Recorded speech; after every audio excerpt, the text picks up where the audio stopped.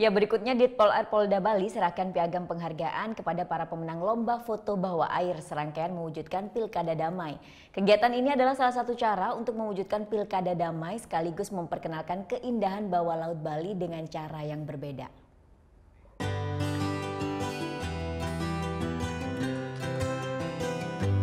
Ini dia 3 orang pemenang lomba foto bawah air setelah berhasil menyisihkan puluhan foto lainnya. Polda Bali menggelar kontes ini sebagai salah satu cara untuk mengajak seluruh masyarakat Bali untuk mewujudkan pilkada yang damai dan aman. Lomba foto bawah air ini juga sebagai salah satu cara promosi pariwisata, khususnya potensi wisata bahari yang ada di Pulau Dewata, Bali. Menjaga pelaksanaan pilkada dengan baik, selain itu juga dapat meningkatkan wisata di Provinsi Bali, selain itu juga bisa menjaga laut di Bali agar tetap menjadi objek wisata yang mendunia.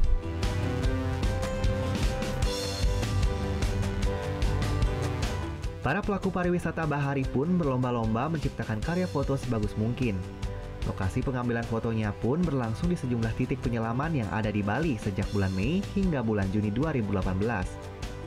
Semi Kaunang, salah satu kontestan yang berhasil meraih juara pertama ini, mengaku mengalami sejumlah kendala saat proses pengambilan foto.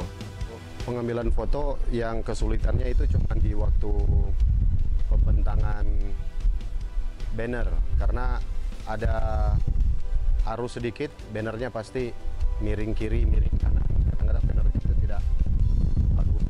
Dan juga posisi-posisi waktu kita mengambil foto itu lumayan agak susah.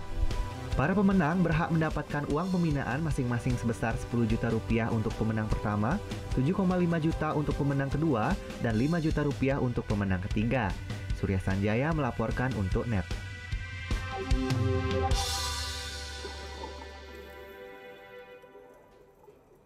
Oh, yang beneran. Iya, oke. Tapi gue pernah.